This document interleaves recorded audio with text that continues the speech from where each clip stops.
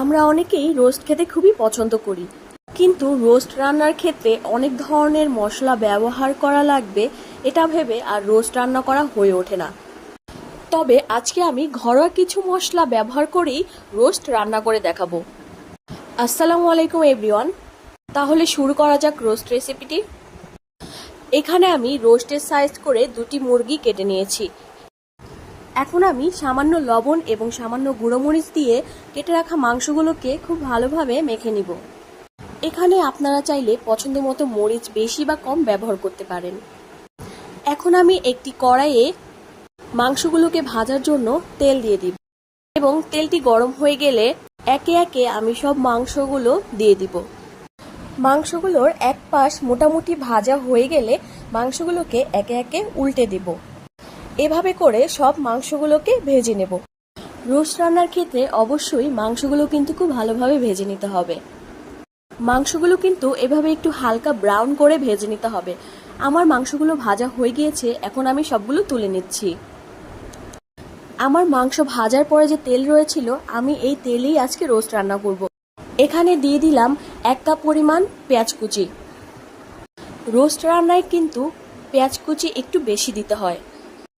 রোস্টে কিন্তু অনেকেই বেরেস্তা করা পেঁয়াজ ব্যবহার করে থাকে, তবে আমি কিন্তু আজকে বেরেস্তা করা পেঁয়াজ ব্যবহার করব না।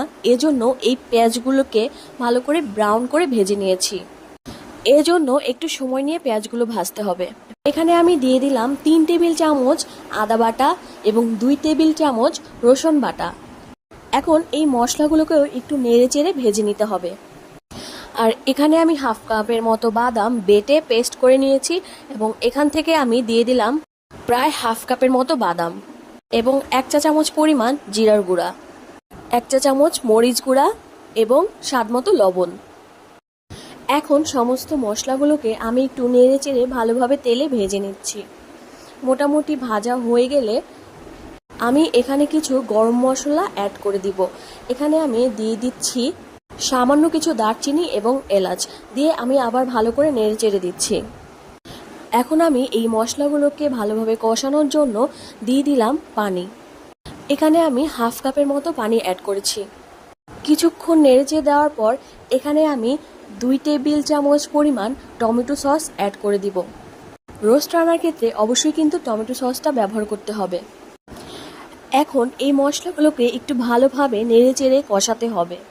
আর এই কাজটা কিন্তু অবশ্যই একটু সময় নিয়ে করতে হবে, কারণ রোস্টের ক্ষেত্রে মশলা যত ভালো কষানো হবে রোস্টের স্বাদও তত বেশি ভালো হবে।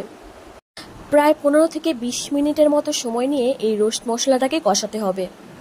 একটু সময় নিয়ে না কষালে কিন্তু মশলার গন্ধটা রয়ে যাবে, এজন্য সময় নিয়ে কষাতে হবে। আমার মশলা কষানো হয়ে গিয়েছে, এখন আমি একে একে ভেজে রাখা মাংসগুলো সব দিয়ে দিচ্ছি। মাংসগুলোকে একটু উল্টে পাল্টে মশলার সাথে ভালোভাবে মিশিয়ে নিতে হবে। এখন আমি এখানে 1 কাপ পরিমাণ পানি অ্যাড করে দিচ্ছি। রোস্ট রান্নার ক্ষেত্রে খুব বেশি পানি ব্যবহার করা যাবে না। এখন আমি একটি ঢাকনার সাহায্যে ঢেকে দিলাম প্রায় 10 মিনিটের জন্য। এরপর ঢাকনা উঠিয়ে আবার নেড়ে চেড়ে দিতে হবে।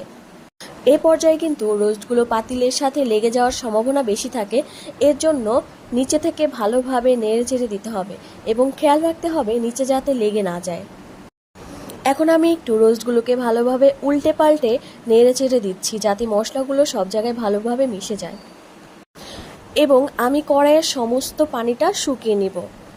দেখুন পানিটা কিন্তু কমে এসেছে এবং মাংসের তেল ওঠা শুরু করেছে।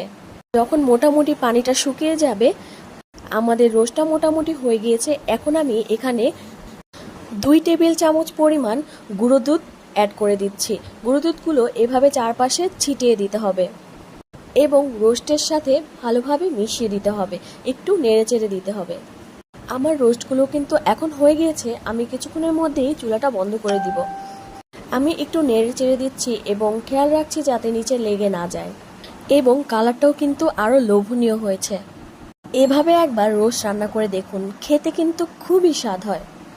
ভিডিওটি দেখার জন্য সবাইকে ধন্যবাদ। ভালো থাকবেন সবাই। আল্লাহ হাফেজ।